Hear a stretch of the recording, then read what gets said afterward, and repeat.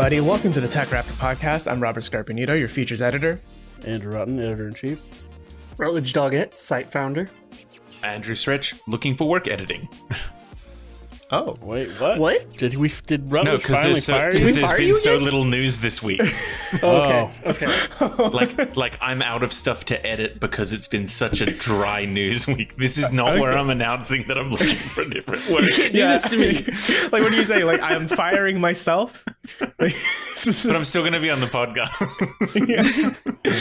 the consistent guest host. He So- is HR, so I guess he could fire himself. That's true, Guess yeah. so. Yeah, but Rut says I can't give myself a raise anymore. Well, it's cutting into his embezzlement. Right. He's got certain margins he must maintain for himself. He can't have you butting in on him. This income ain't big enough for the two of us. And he's got a This third house week, to buy. We're going to talk about the Quarry this week. We're also going to talk about Raft. But first, what year are you guys on in fucking Kittens Game? Because I swear to God, this game has been everything for us right now this past week. 179. I'm on 253. Do any of you have Paragon yet? Not yet. No. I'm close to getting my first, though. I'm on year 164. We're also going to talk about Kittens Game later in this episode. But first, let's get through some news. There hasn't been that much going on in the past week, but we figure there are a few things that are maybe worth discussing. First off, some microtransactions may or may not be coming to Halo Master Chief Collection. The devs put out an update where they're talking about changing one of their systems where you earn season points that you can use to unlock cosmetics. They're talking about changing it to something called Spartan points, which you could still use to unlock cosmetics, but you could maybe possibly also buy with real world money. This is worrying. Interesting. We know that microtransactions have been part of the plan, Halo Infinite multiplayer being free to play, and they've been getting mixed results there, to say the least. I've been seeing, threads popping up on the subreddit showing that like more and more like the prices keep raising for certain things. That we already know that the community isn't happy with the state of Halo Infinite. We saw leaks this week of what the multiplayer of a campaign would look like, which it famously didn't launch with, and we're now like 8 months later, and we still don't know when campaign multiplayer is coming out. So people are rightfully jumping back to Halo Master Chief Collection. You can play it everywhere. It's on Steam, it's on Xbox. And if their response to, we aren't getting enough players on Infinite, the response that the fan base has been hoping for has been fix Infinite or improve Infinite to the point that it is a game that people want to hop over to. And instead, it might be that they're looking at their Infinite player base and their MCC player base and saying, well, how can we start monetizing and making more money off our healthy game? Right. But then the fear is if they start cannibalizing that for different cosmetics and this and that, then are they going to take their healthy game and their questionable game and kill both of them? Because that's not going to be a good look. Yeah, kill two healthy birds with one stone. Kind of. Yeah, I do find this. I mean, I'm not even that big of a Halo player. I don't really keep up with the multiplayer, especially myself. But I do find the justifications from 343 a little bit worrying, or just kind of interesting, right? In that, like we wrote in our story here, 343 is keen to stress that this would be a, quote, optional additive alternative, as the team is, quote, happy with the current system, and that it's made to help players, quote, get ahead or skip the grind. And I'm like, yeah, that's exactly what microtransactions are. They're supposed to help you skip the grind. That's not the good thing about them, though. You know what I mean? Like, or I guess, I don't know. It's just one of those arguments where it's like, it depends on where you stand, right? Like, what's more important to you, time or money? But it's also such a slippery slope that when that's your justification, more and more, things become microtransactioned, right? And that's kind of what leads people to not have a favorable view whenever someone utters the really long word microtransaction, right? Yeah, I mean, like Stretch said, it's frustrating for sure, like knowing that Infinite has had the problems that it's had, that a lot of their focus has oddly been around like skill jumps and stuff like that when it comes to making changes to the platform, rather than addressing some of the hit registration and other issues that are the core reasons why people like myself aren't playing right now, where, it's like a 50-50 shot if things are going to work the way they're supposed to.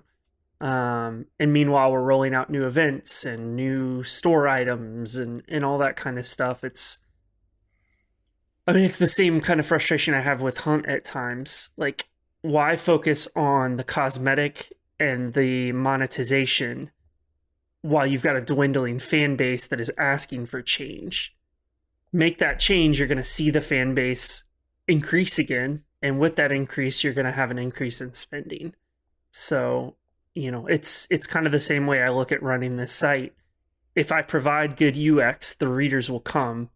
If I sabotage that UX with excessively, pop-up ads, stuff like that, I'm going to lose those readers and lose that revenue. So to me, as a business owner, it doesn't compute why they're going the route they're going. And if they are working on it in the background, great, tell us that. Because I think that's most of the community's frustration, is like, hey, this is our problem, and you guys aren't telling us what's going on. Like, I'm kind of wondering, are we past Halo's heyday? I know kind of, right? Like, I feel like Halo 2 and 3 was like the time to be a Halo fan. But now I feel like consistently when I see Halo headlines in the news, it's not really for exciting reasons. Yeah, I mean, it's this whole sequel trilogy. You'd very easily be able to say, it's been a decline. I've been a fan of the campaigns for them. I'm not much of a multiplayer myself, but even I can understand that it feels like, the story that they were trying to tell, they told, and now it's about looking for new stories, but not trying to tell like the story, if that makes sense. So like Halo 4, 5, and 6 have been enjoyable, have been fun. The story and like the cohesion of the story is nowhere near where it was for 1, 2, 3, and we even see that so brazenly between 5 and 6, where they just didn't really know what to do with Cortana once they'd set her up to be an evil AI omnipotent being with her own army of AIs and giant owl things. And so they literally just threw her away. They said, something weird happened. Now she's dead. And that was kind of that. Even we had seen it happening with Halo multiplayer as well, which is why the Master Chief Collection was just such a huge thing that they put Halo 2 and Halo 3 multiplayer. They desecrated the grave, pulled it out from where it lay, gave it better control schemes. I mean, even that launched in a crap state, but they fixed it and people flooded back. I'm almost wondering if there's some kind of way that they would be able to future-proof the free-to-play multiplayer launcher by like adding in more stuff from previous games. We know that there's word about them adding some Halo 2 and Halo 3 maps, but it's still, if there would be some way to kind of keep it all in one place, not have to split the player base in the same way that a lot of FPS titles stopped moving or started moving away from map packs that you would need to purchase, like Halo did, that would essentially like split the pool of players.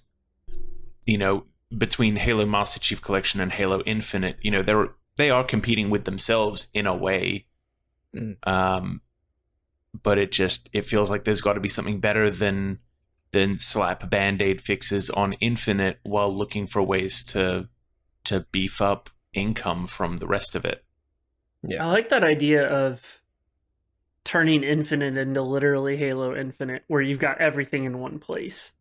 Like that, I feel like that would be a really positive change. I know that the logistics of bringing older maps in with the new movement of Halo would be a challenge, but like if they went that direction and it was like, pay $5 to unlock the maps, like that OG Xbox disc you had to buy with Halo 2, like I'd do it. Like it's more of a platform than a new release. Turn Halo Infinite into Infinite Halo. Like I think that would be a positive thing. You would see numbers return, and players would love to use a lot of the new movement in older maps. Like give me Lockout again. That would be super cool. So you're saying they need to lean into being a games as a service model? Yeah, I mean, they've got the breadth of content. And if the aim is to not split the player base to feed a single experience, then having them like add Infinite to MCC or vice versa, or just building up, taking the multiplayer out of MCC and adding it to that free service, that could definitely work. It would be a shit ton of work. But it would be a way to keep everyone together, keep the player base, while also, offering better chances to fix something and have it structurally fix a lot. Yeah. Yeah, because now when I look at kind of the Xbox ecosystem, I mean, I know, like, this podcast is a very big fan of Game Pass, right? But then when I think of the software, like, for the longest time, it was, wait till Halo comes out, then, like, Xbox will be good again. And then Halo came out, and I like Forza more. But now I'm looking at the future of Xbox, right? And it's like, we have a lot of things in the works, in the wings, right, that we're waiting on. But kind of in the near future, it's like... Yeah, the first party Xbox stuff is kind of, unless you're into niche stuff, like Forza is more niche. Motorsport definitely is more of a niche game. Like high level of craft. There's kind of unparalleled kind of in that space, but it's not a wide appeal game. I think Horizon. I think Horizon's a lot more mainstream appeal. Yes. It's more arcadey for sure. Yeah, and that's that's a great game too. Yeah. Yeah, so now it's like, we're waiting on Fable 4, whatever that's going to look like, right? We're waiting on Avowed, we're waiting on fucking Starfield, right? So there's just a lot that we're waiting on, and now that the Halo, like, the poster child of Xbox is kind of coming, I don't want to say gone, but feels like it's on the way out, Yeah, not having the sticking power that he used to. Definitely, right. Wasn't as big of a bang as they had hoped. For sure. Yeah. And a lot of that was releasing too early, I think, without all the features that they said were going to be part of the game. Co-op. Co-op is the thing that has kept Halo running as long as it has. I think that's what most people's most memorable experiences that I've heard, just anecdotally, seems to be, me and my buddies or me and my friend went through this or whatever. It and Gears of War were the early Xbox multiplayer experiences, like co-op. Yeah, right. Well, a good thing that if you live outside of the US, it's going to be even harder to play couch co-op on your Xbox, because apparently Xbox controllers specifically are getting much harder to find, especially in Europe. Like, they're out of stock in major retailers in the UK. In the Netherlands, you're paying a premium just to get one. Germany, France, so it apparently is getting harder to get those Xbox controllers. But here in the States and in Canada, apparently it seems like stocks seem fine. We got for now. We got one thing going for us, now. at least, huh? Everything else going to shit. Yeah, it's the only good thing about America That's now, really. You can get an Xbox controller if you need one. That's kind of the state of the world. But so this is just hot off the heels of, for years now, right? We can say it's been consistently hard to get a PS5 and Xbox Series, right? Still is. Supply chain issues, and it still is. And now that's starting to bleed into controllers. I was kind of surprised it took this long. Because, the Xbox controller is the gaming controller still, largely, for most people, even if you don't have an Xbox. Yeah, PC players also use Xbox controllers for the most part. If you factor out, the Razer controller and, there's some stuff out there. all those third-party ones. Also, Samsung TV players, they'll be using their Xbox controllers as well. That's true. When that comes around. People who only play Game Pass on their phones might use Xbox controllers. Yeah, it's a weird problem to be having. It's one thing for the console to have the shortage, but for the controller to have it, it's just weird. Yeah, and I found it interesting too, because the dual, if there's anything that I think would be harder to make, I feel like it'd be the DualSense, right? Because the DualSense has so many more features to it, and I wonder if it's just because it's so not as applicable, it doesn't have as widespread a purchase appeal. Yeah, it's only for PS5. Really, the Xbox controller largely hasn't changed since 360. There has been little changes here and there, but in terms of someone grabbing it and using it, it's going to feel almost identical. Well, and these Xbox controllers are the ones that work on the still out there Xbox Ones. And the One family, as well as the Series family, and they've got 2 SKUs now. So, and if you're buying it on PC, I haven't had an Xbox since 360, way long ago, and so I always had PS3, PS4 controllers, and getting that shit working on PC was infuriating all the time. And so the idea of having something that's just plug in and it fucking works, it was no question, get Xbox controller every time. Mm-hmm. I play my PS5 more than my Xbox, and I have 4 Xbox controllers here and only 3 PS5 controllers. I couldn't explain how. I don't even remember. I'm looking at one of them right now. I don't remember how or why I got it. I think just Xbox controllers kind of appear sometimes. At least they used to. Nowadays, not so much. Hey, look at this guy. He's fucking rich. I don't know. Sometimes I play it on PC too, right? But I don't have a Elite controller or whatever. Yeah. Well, it's did Microsoft say why, or what is it? Just production is slowed, or I'm sure it's just the same issues that every single piece of electronic is facing. Microsoft spokesperson talked to Video Game Chronicle.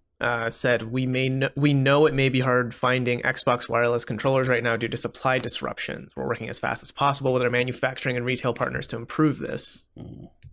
So it's something about the supply chain, which doesn't surprise me too much. Supply chain is a nightmare right now. That's the story everywhere. It's not just Xbox controllers right now. It's a good time for me to plug a controller I've been using as an alternative. I gotta make sure which one it is. So I was looking for a controller for my Ouya controller for my for my PC, but I wasn't wanting to get an Xbox controller for whatever reason. I wanted something that's wired. Because I was getting real tired of dealing with the charging port stuff getting fucked up in batteries. I was getting real annoyed with just things anyway, it was getting real stupid. And I was the charging port would break and I'd have to fiddle with it or put pressure on one way just for stuff to charge. It seemed to always happen with controllers. So I was trying to find a good wired one, and they don't really sell wired Xbox controllers from Microsoft anymore. I couldn't, at least that I could find. Yeah. And I was looking last year. But what I did find was a pretty rad Hori pad made for Xbox that's wired. And I love it's great. And available on Amazon. Let's go to Amazon Europe. Hori makes good stuff. Yeah, Hori's great. I love their fighting sticks too. Yeah, and so it's just it looks exactly like an Xbox controller, just they made it. It's even got an Xbox logo on it. So it looks like one. It is slightly different. There's the triggers are kind of mushy. That's the only bad thing I can say about it. I don't like the triggers all that much, but it's a fantastic controller. out there. Does it have any of the other like weird third-party features like turbo controls and stuff? It's got some like you can customize some profiles to do, because I think you can fiddle with the sensitivity of analog sticks and like some of the rumble stuff. Like you can fine tune that in some way. So there's a few buttons to save profiles. I don't do anything crazy enough to even have looked into that. So there is some customizability with it. And it's worked really well. And I love the fact that it's wired and it's got a pretty long cord. So I've never had the connectivity stuff's never had not fucking up all the time. Right. So it was exactly what I was looking for. And it took a long time to find. Like to find a wired controller now that's not.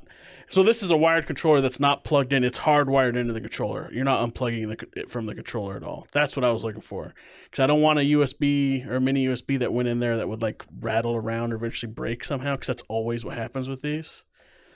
So it was really hard to find this one thing. It's the only one I could find. That wasn't like some like $15 like, okay, I'm not even going to bother with that one kind of thing. But it's pretty good. It's like $45. That's not that bad, yeah. I mean, my solution was just getting the wireless dongle. Yeah. Plugging that into my PC, yeah. Mm-hmm. Well, that's the weird thing is that they do sell the versions with the wireless dongle. But also, like, as long as the Xbox controller that you're using isn't one that was for like the original Xbox One, they all have Bluetooth in them anyway. Mm-hmm. So you don't even need the dongle. You can just sync it to your computer through Bluetooth. I don't have Bluetooth for my motherboard. What? You can get a USB dongle for like $6. I'm not fucking with that.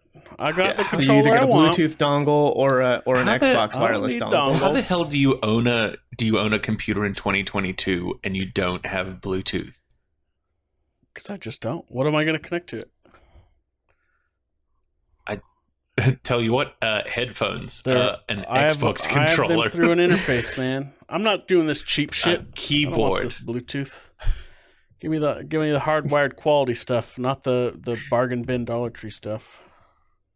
I mean, to be fair, like, I have Bluetooth on mine, and I don't use Bluetooth on my PC for anything. Yeah, there you go. Unbelievable. That's weird. Yeah, I just wire in. I mean, I've got the interface too, so yeah. Now, if they make Bluetooth interfaces, oh boy, then all bets maybe are off. We'll talk, but I doubt they will, because that'd probably ruin the quality. I was going to say, they'd be shit. Yeah. But yeah, I think that does it for news this week. Let's talk about some of the games we've been playing. Should we just get Kittens Game out of our system? Should we just? I think so. And I would like to start this off with a big hearty fuck you to Otten, because I can live with it. I cannot stop playing this game. And welcome to my hell. All right, well, let's pause and rewind for a sec. So if you didn't listen to last week's episode, Otten brought up this game called Kittens Game, which is a clicker, but so much more. Otten ambushed us with this game. It is. Yeah, he wasn't even planning to talk about it. He was just really like I guess I could bring before up. we started recording, I was like, that'll be the game I talk about. Yeah. And so for most of the podcast last week, my brain was like, Kittens Game. It's got to be some weird garbage. They thought like a Steam indie flash game. Yeah, which I'm well known for playing those kind of games. Part of my brain. Yeah, right. Exactly. And then he starts talking about it, and it was hilarious. Would recommend listening to last week if you haven't. But now the rest of us have been infected with the Kittens Game virus. No, it's not a virus. There is no virus to it. It's fine. It's just a flash game. Well, not even a flash game. It's just a browser game. There is no HTTPS, but it's fine. Yeah. Okay, so we all rattled off the years we're in, right? Earlier today, right? You're at like 170 something. Stretcher at 200 something. At 181 now. It's still running in the background. I'm trying to think of what's the best way for me to put in context mine. Oh, total years played for me. If anybody wants to know. Sure, yeah, thousands. Well, 1,273.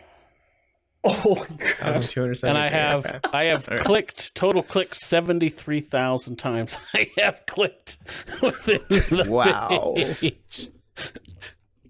Now, the scary thing is, what if this is like a like crypto mining? I don't even care. You know, like, good for him. Good for him on getting this, or who the developer. Good for him on conning me into it because it's worked.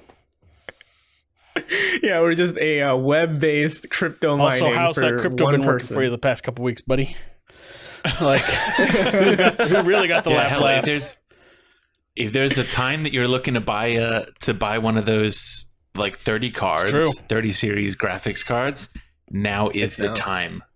Mm-hmm. When they say buy the dip, they mean this. That's right. Yeah, we ain't talking Copenhagen here. Yeah, dude, Kittens Game is like, I can hear it in the background. It's in the background. Oh my god, this is what I go to sleep to. So there's actually a good enough noise gate on the recording that you cannot hear the cat, but yes, my cat is meowing in the background. Perfect. We can hear it. Yeah, it's in our hearts. That everyone else can hear as he is saying, "Why are you talking about me?" Or we've all been playing Kittens Game so much we all just hear cats in our brains now. That could be it. But no, this game is one of those because I've enjoyed quite a few clickers in my time because I think it's the most raw form of numbers go up. Oh yeah, and dopamine goes up. A piece of candy. Yeah, I'm on year 166 now. It just turned spring. So it's nice seeing those numbers continue to go up, but then it's like you start doing math in your head like on the fly, right? Where you're like, okay, if it takes this long to do that and that long to do that, and a train's going northwest at 45 miles per hour, how can I sync everything up?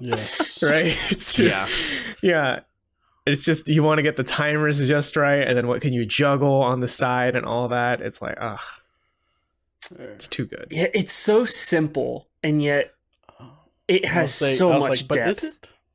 It's not that simple. No, it's not. Well, I mean, from a surface level, it's simple. Play. But once you start really getting into it, there's like you've got to think a couple steps ahead in terms of like what you're building and all that kind of stuff. It's not like a lot of the clickers you'll play that they're pretty surface level. It's like numbers go up if you click. It's you've got to position yourself. You have to do certain things to unlock new buildings and. Or even like the linearity of other clicker games is always just like you've just got to get that one next upgrade. But then you're at the point of like, I need to make a printing press, and for that I need coal and iron, which is a byproduct of the cats mining, which need food. That makes steel, which makes gear, but then I also need scientist kittens to be working on this so that we can then put it all together, and we've now got a printing press. It's like the spider webbing of it is what will get you. It is continually impressive just how interwoven and smartly like design choices that are made, because you'll get to certain stuff you're like because like you want to be like, you motherfucker, like because you're making this choice and it's totally screwing you on some other aspect of it, like some other resource. You're like, you son of a bitch, like that's the perfect thing to throw as a roadblock in my way right now, you asshole. And like that stuff happens all the time. And like for one example, like eventually later on there's some of the buildings you've constructed, you can upgrade them to something else. You do not keep the buildings that you had before. So let's say you have 50 libraries. They can be upgraded to data centers. You will lose all your libraries. They're gone. They get replaced, and the data center does something different. So like one of the big ones is pastures. Pastures to help your catnip production. Like they don't need as much catnip to survive, which is your food production, which is your base resource that you always have to have a surplus of. Otherwise your kittens die and they go away. Eventually you can upgrade those pastures to solar farms because you need power generation later, but you do not gain back that food production. So you have to make that up somehow. And so there's all these little things that you have to do. I'm always surprised at just how smartly it does stuff. It definitely has these like permanent decisions that completely sway the trajectory of your kitten colony. Like one thing I'm really on the lookout for, and I don't want you to spoil this for me and tell me if I'm wrong or right on this, but so you can eventually adopt policies, right? Where you spend your culture to do like policies, and there are things like, you know, are your kittens like Epicureans, or are they more stoic, right? So, and that just affects like how they use their happiness resources or whatever, or luxury resources. So there's a lot of things where you kind of feel like you're building just the social dynamic of your kitten colony. And I have socialism. I can't buy it yet, but it just says has no effect. And I feel like I feel like there's going to be a joke waiting until I can eventually buy it.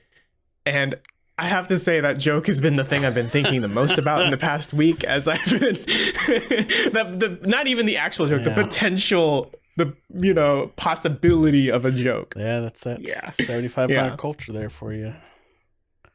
7,500 culture, yeah. I will not tell you what happens or does not happen. He's tried it. Yeah. Also, your kittens should always be stoics. Also, by the way, just heads up. Okay. All right. I went Epicurean this time. But, stoics. I'll reset. Well, eventually, So that's the other thing. So none of you guys have done this yet. I don't think you've reset. So reset starts you from the beginning. You're starting over. You're gathering catnip, and you have 0 kittens. But you do carry over between runs something called Paragon and Karma. And I can't remember how Karma's calculated, but Paragon's calculated by the excess number of kittens you have over like 40 or 50. And you gain, I think it's something, over 70, whatever it is, Paragon points. And each Paragon point you gain is a 1% buff to your total production for a bunch of resources on your next run. So let's say you have 50 Paragon, that's a 50% buff immediately for your next run. So things move much quicker when you get to that point. And then at some point way down the line, there's a technology upgrade called Metaphysics that you can upgrade. And once you get Metaphysics, you open up this menu of permanent upgrades between runs, like reducing building costs by 1% for up the entire run. And you can do stuff like that. That spends your Paragon points. So you don't want to spend your Paragon until the end of a run, until you go on to your next run. And you can accumulate Paragon between runs if you want. So like the one I'm doing now, I have like 180 or 100 something, 150 Paragon or something like that. But that becomes the game then, because you do get to the point where it's just like, okay, if I'd never reset, this game would take like 2 years. Like, yeah. I remember like explaining that mechanic to a friend, because I played another clicker game that has a similar mechanic, and they were like, well, why would you ever reset? And it's like, okay, well, let's say you play the game for a week straight and you get to like point B, right? But if you reset, then you can move faster. So then the next time you play the game for a week, you get to point like F. Yeah. Right. And then you reset again. The next time you play a week, it's like you're at point Z, right? Like that's kind of the whole point of the game. Yeah, and what's so great about this, like you were talking about policies and technology, like certain policy decisions that you make a lot more sense in early runs, where other ones will make a lot more sense in later runs where it's easier to produce stuff. So you are naturally going to change the path that you go down, because when you make these culture decisions, these policy decisions, you're basically going down a branch. Like it even comes up with a menu that says, hey, if you select, a monarchy, like that whole the other branch is gone. You do not get to see what that happens down that line. So there's a lot of weirdly replayability stuff to see what happens with this stupid fucking game.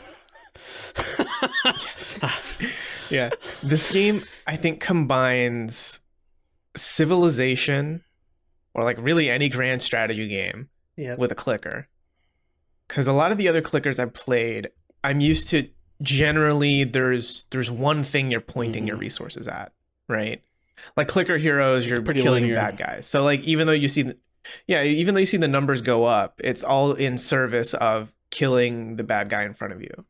Whereas this game, in Kittens Game, you have to decide, okay, I have my numbers going up, but do I want my minerals to go up faster or my wood to go up faster? Do I want my catnip to go up faster? Do I want to keep it stagnating? Like those are the kind of decisions you're making, is what to point your auto clickers at, to basically spin as many plates as possible. Great. And doing like research, like trying to figure out how some things work, because they don't explain everything to you. And it's like, if I'm going to spend If I'm going to spend hours on this, I'm going to fucking know how this works. Like some things work. So you do some searching, and like I was seeing people like I think I mentioned last week where like I found like 9-year-old forum posts. So, like they've been working. Whoever's making this has been working on this for a long time, and I think it shows with just how precise a lot of this stuff is. I've seen reference to like certain. It almost seems like I don't know if there's a victory condition in this, but I've seen reference to some stuff. I don't know. And then other people are like, oh, I'm doing a faith heavy run this time, or I'm doing this kind of run. And I'm like, what? You get that specific or whatever? By the way, faith is like the most important thing ever. So please like go into that. Yes. I mean, just like Dark Souls, the faith build is the most OP. So I do not know what the end looks like, but like I said before, I really want to know. Because I got to the point in my last one before I reset where it's like, here, this upgrade helps with faster space travel. And I was like, huh? Like, I'm going to go that far away? Like, what? Apparently. Mm-hmm. Yeah. I feel like this is a game I'm going to be playing for weeks. Because the thing is, you're not even really playing it. You just kind of let it run, and you check it every 5 minutes and click a few things. Yep. Yep. It's fantastic. Don't play it. It ruins you. It really is. Yeah. Yeah. This may be the first time we recommend not playing a game that we talk about. Yeah, if you like this type of game, just it's beautiful. Ignore everything we just said. Yeah. Yeah, like if you have a desk job and can have a tab open to the side to let this run. Oh, and does Stretch have any let IT know to whitelist tips for people on how to properly do this? Oh yeah. So there is a setting that allows it to run correctly in a separate tab, which I was not informed of, that everyone else knew about, apparently, for at least options, 4 to web 5 worker. days. Yep. So yeah, if you want to idly play it at work, option web worker. Mm-hmm. There's also an app. Don't get the app. Don't get the app. Much like I'm refusing to get the app because, that will ruin me. And there is a dark mode. Yeah. If I got the app, I would be like, all right, I need to make sure I bring my cord to work or other places to charge my fucking phone like an asshole. I'm playing Kittens Game. You're just gonna let it keep. So running. like maybe that's like if we like is Kittens Game like bad for the environment? We're just crunching these numbers all the time and using electricity to crunch fucking numbers so I can send Cast to space. Mm-hmm. I think it's no worse than other games, right? Yeah. I mean, it's a minimal power draw with just a single tab. Yeah, like I do wonder how complicated it would be to program a game. But now that you say it, it's pretty funny that you mentioned the 3000 series cards. I have a 3080 that I'm just, if I was playing it at home, I'm just playing Kittens Game or something. Yeah. Well, you got to point all of those teraflops at the numbers so you can see them go up in real time. I don't play it at home. Dude, you have a 3090? What do you play? Kittens Game. I do not play Kittens Game at home. Yeah. I said that before. I refuse. Oh yeah, because you almost overwrote your save last time. People that are wondering, that save, the one person curious, I did save the save. It was recovered. I did not lose my progress and I didn't cry. Yeah, I think much. The cloud he didn't cry much. Right. The cloud saving system is pretty smart in this because it asks you like, do you want to save over, right? So you can like, double check. Yeah. No, I mostly play this on my little Surface Pro, so I'm not using my entire. Okay, that's not completely true because I do have it up like right now as we're recording. Hey. I have it up, so I'm playing it with my 2080 technically. But yeah, exactly. Like I think send help if anyone that you know is affected by the endemic is Kittens Game. There are others in similar situations. Which I need to go look at like my Chrome history to be like how I found this. Because we were looking it up, like it's not a well-known thing. Like it's not out there. No, I do not know how I found it. I'd be curious. Mm-hmm. Probably on Reddit. Maybe. Like the moment I knew this was a problem for me was actually today, because for the most part, so there's this thing they do called temporal something flux, right? Temporal flux, where so if you're logged off, like if you don't have it running in a browser, you accumulate that resource. So that way when you log back on, you can bank up to like I think 10 minutes worth of like speeds 50% up more time speed stuff, Yeah. Mm-hmm. Right, it speeds up everything for about 10 minutes if you bank it up completely. Up until this morning, every time I'd logged into the game, I had a full 10 minutes banked. Today, I did not have a full 10 minutes banked because I was also playing it at night last night. So yes. Today is how I learned this is a problem. Yeah. Beautiful. Anyway, Kittens Game might be the game of the year. I didn't come out this year. But move over, Tunic and Elden Ring. There's a new game in town. Was it Best Evolving Game? Mm-hmm. Kittens Game is the Dark Souls of clickers. No. Well, it's in the title. It's literally in the title. Yeah. Like, I think last week we were joking about like having a weekly Kittens Game update, but TBD. We'll see how much of a joke that becomes. Kittens Corner. Corner with a K. The worst part about it too is like what do we do for a thumbnail this week, guys? Like, you can't just slap a picture of Kittens Game. the numbers. I've got plenty of pictures of my cats. Don't wait. Do you guys want to use the picture I had before? No, the one from PAX. No, the one I showed you right before we started. Hey Rut, what have you been playing this week? Yeah, what have you been playing, Rut? What's keeping you afloat? So this is a game I've been playing for a while. That finally went 1.0 this week. Raft, which is kind of it's a survival game for the most part. I hear that we have guides for that game. We do. We have a boatload of guides. A raft load of guides. Yeah, a raft load. Can of you guides. make a Wilson from like Castaway to put on your raft? I don't know. I haven't unlocked all the you better be, because if there's not, what the hell are they doing with their time? I know you can they get have a rubber huge duckies. like cosmetics list that you discover as you play the game. So, but yeah, Raft is a survival game that you start with a 4-square raft and take trash out of the ocean to continue building it, and you have to. There is a story. There's a full story. And you basically are searching for other survivors, or you're like a scout, basically trying to find where to send people. And part of that is you have to research things you find. So you research trash, you research stuff you find on islands to unlock new craftables. And one of them is like an antenna and a computer, which you then have to craft a battery for. And then you tune into a frequency and it'll guide you via the raft, or you use the guide or the raft to get there. But it's super chill. Like, some of the enemies on the islands are fucking annoying. But it is like, you're literally just, most of the time you're chilling on a raft, throwing a scrap hook and pulling things out of the ocean until you get an engine. And you do my favorite strategy of putting just a stupidly long front part of nets and just driving through the trash. And then it's on easy mode. But it's just, it's very chill. Even with some of the like franticness when it comes to fighting off birds, or if you jump in the ocean, there is almost always a shark. It follows your raft.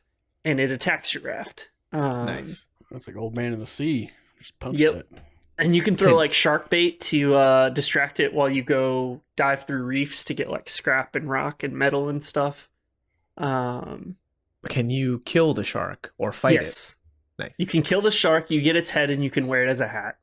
Of course. Very important. And then it gives you like shark meat as well, which is like a super high resource food. But yeah, I play that with a buddy, and we just so it's a multiplayer too? It's multiplayer. Yep.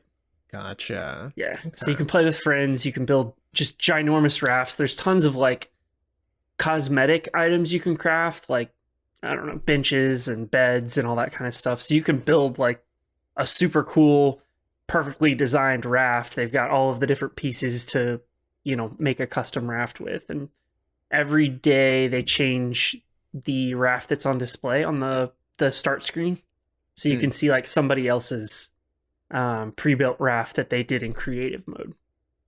Oh, that's pretty cool. Yeah. So you can see like what other people have built and then, that's kind of a cool idea, and then mimic it. Mm-hmm. So it's like your crafting survival sort of game, but a la Castaway starring Tom Hanks. Yes. 100%. Mm-hmm. Yeah. It's a lot of fun. It's just, and some of it's just kind of like frantic. Oh shit. I don't have a weapon to knock off the shark. And then the shark rips a chunk out of your raft. And then they've got these nicely crafted islands. So each island, so you're basically trying to get to islands or areas via searching with the radio and the antennas. And they've got like fully crafted puzzles that you've got to kind of unravel. And just lots of unique ideas. I think it's just exploring the ocean is fun for the most part. Nice. And that's only on PC right now? Only on PC right now. Yep. Yeah. And they just went 1.0. The last update before 1.0 was probably a year ago. Gotcha. All right, well, that's Raft. You can play it on PC. We have a lot of guides for it, too. So if you ever need to figure some shit out, go to TechRaptor.net. Yeah. Stretch, what have you been watching? Yeah, pretty much. I got together a group of friends to play the fantastic co-op mode in the Quarry. We only managed to get through it, like half of it, in about 4 or 5 hours. So this is from the same developers as Until Dawn and the Dark Pictures anthology. Right. This is the one that was originally meant to apparently be out on Stadia, which I think would have been a fantastic place for it to be. But I agree. Ended up coming to all systems. It's so much fun. Have any of you guys played any of the co-op modes, like the couch co-op modes from any of their other ones? I don't think I've ever played any of their games, honestly. Okay. So at the very start of the game, you have like the list of all of the characters, like a short bio and some like basic characteristics about them, and then you can assign a name to each of the characters. So like they have their like in-universe name, but as you're sitting around, like if the four of us were together, we'd be able to like assign this character to Rut, this character to Rob, this character to Andrew. Oh. So then as you're playing through the game, when those like character swaps happen, the game like pauses, lets you know which character, like which person in the room should be the next one to have the controller. And then, you just hand on the controller and then go from there. So it kind of, where other games might do something more basic, like one of their other games tried to have like everyone could vote on what decision to do on their phone, and then that phone vote would go towards what actually happens in the game. But this really transforms like a sitting together watch party of a horror video game into a proper like everyone gets involved experience. Right. So much fun. It's so great to, as kind of each player finds out how they feel about the character they're playing, or how they're, how their characters are feeling about other players and stuff. You get those moments to like dick over your friends, or like, you have those risky, like, should I go up this ladder? Should I not go up this ladder? And then that character's just fucking dead. And then like, that's it. You move on. But it is super fun. They're back like really into the roots the same way that they had Until Dawn. A lot of the stuff that they did with Last Pictures anthology was kind of like, we're going to take something scientific, but it's going to look like it's an actual like horrific being or something. And they kind of like fucked around with that a bit for the first two of the Dark Pictures anthology, that just kind of like at the end of it, it was still a fun adventure, but you just kind of felt like, but it was noxious hallucinogenic gas or something. Right. and there just wasn't as much fun. But this one seems to be like full deep into weird forest mountain monster kind of shit. Absolute blast. Yeah, I've been hearing some pretty good buzz around the Quarry, because I remember like Until Dawn was like lightning in a bottle. A lot of people love that. And then all the Dark Pictures games were like, they're good, like they didn't but it's not make that, a splash. that lightning again. Yeah, and I'm hearing the Quarry is kind of like, I mean, maybe Return to Form might be too high praise, but like it's getting there, it's getting back to what made Until Dawn really special. Definitely. So I've just been hearing more and more people talk about the Quarry. And it's funny that like I know the ending of it because I've been, just part of being an editor at a site, right? Like you read a lot of you edit a lot of features and guides. Am I and all about that, to be right? disappointed? Like, is it gonna be revealed to be? I mean, there's a lot of endings, so you could get one of the good ones. Yeah. So yeah. Because I guess like I can't say I don't know the endings, but more like I know the twists. The last one, spoiler for House of Ashes, it was like, all set up to be like some kind of like fucked up mystery monster in a pyramid. And so you spend the whole time thinking like, oh, it's, this or that, or like cursed ancient Egyptian gods, like what's going on? And then at about 3/4 of the way through the game, your characters go down this like extra like tunnel passageway. And you end up in a giant underground chasm with a whole bunch of like egg pods a la Alien and Aliens. Oh, it's Alien. Oh, Yeah, I thought so you were going to say Godzilla. No. Yes, hit 2002 classic. Great movie. Great egg scene. Yeah, I love the egg scene. But it was just like, it totally set everything up as like some ancient Egyptian mummy adventure kind of thing. And then you get 3/4 of the way through it, like digging the Egyptian aesthetic, and it's like, oh, it's aliens! Wow. The Indiana Jones this. Yeah. Yeah, we got Christum of the King. What? No, Kingdom of the Crystal Skull. Crystal Skull. Crystal of the Kingdom Skull. Yeah. But Quarry so far has been good. I've still got like 5 hours to go, so it may absolutely shit the bed. But here's hoping that it's still a fun adventure. Right. Because part of the fun of those games, right, is like it's that mystery, right, of what is the spooky big bad. Right? Oh, definitely. It seems like House of Ashes maybe the payoff wasn't worth it, but I know with Until Dawn, a lot of people love that. And then, do you know the big bad yet in this one, Stretch? I mean, what it is? So far, I know that they're weird, like werewolf-looking creatures, but Gotcha. I don't have a definitive what they are. If there's any mysterious mayors of the town, a mayor of a town somewhere, it's probably that guy. It's always that guy. Well, we are right next to the old abandoned theme park, and that owner seems very angry and very old. We should look for a seam on a mask somewhere. It's interesting because like I've been recently watching Stranger Things and just catching up to it because I haven't actually seen all of it. So just it feels like that similar vibe, right? Of like, a bunch of kids, spooky shit's happening, and they try to figure out what's going on and all that. Well, if they wouldn't have played Dungeons and Dragons, they wouldn't be in that situation, would they? That's hey, true. I resent that statement, please.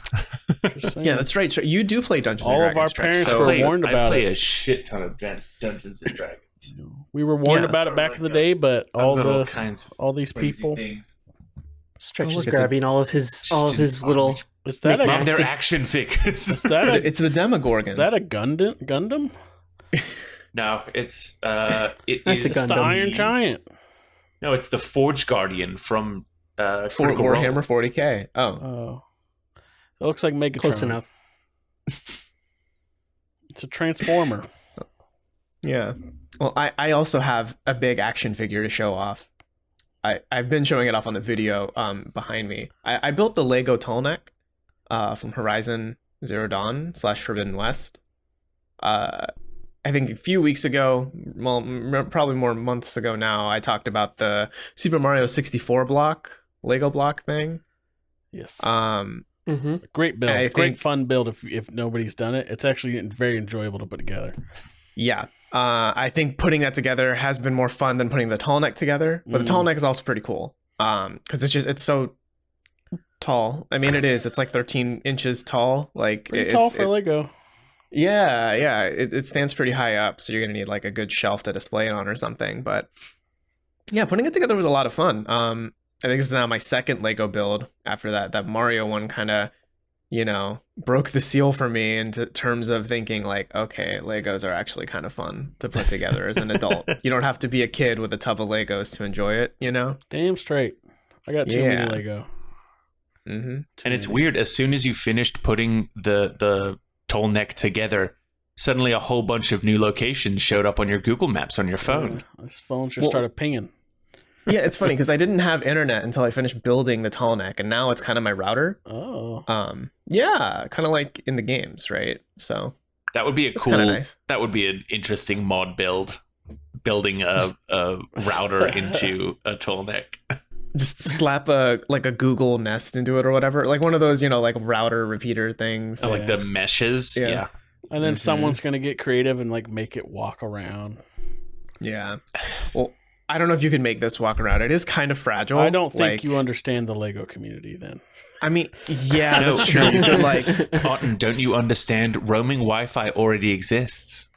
Oh yeah. God, I don't know. Like, I've said like a long time ago on one of the early podcasts, I said we're both named Andrew, but I feel like we're different fucking species. I don't understand it.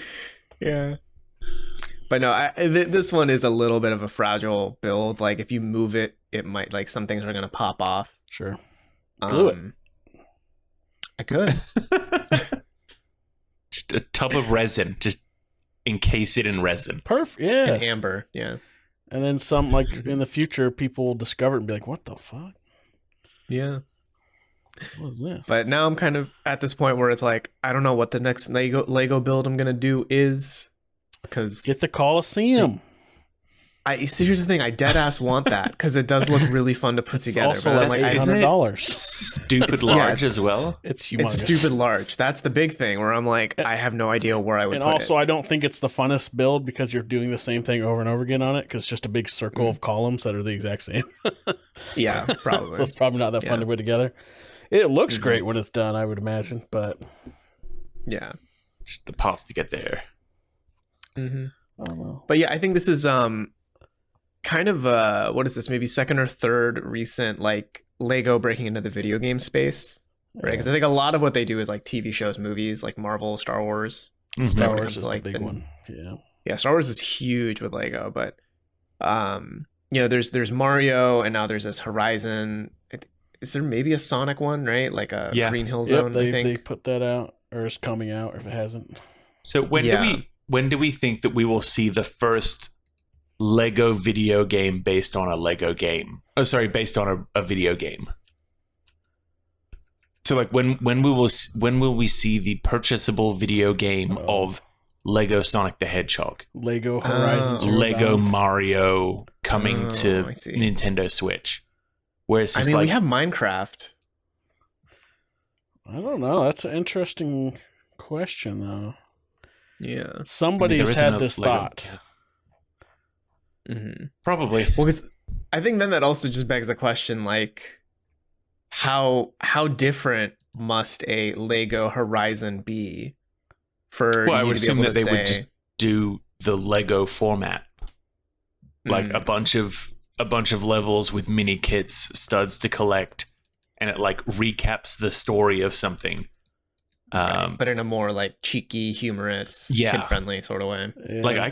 I could totally see them doing a Lego Bloodborne. It's shorter, it's easier to get through. You get all the good story points, and then you just move on with your life. Yeah, dude. Or I'd love to see a Lego Last of Us. It's some still of you chopping someone in half. Yeah.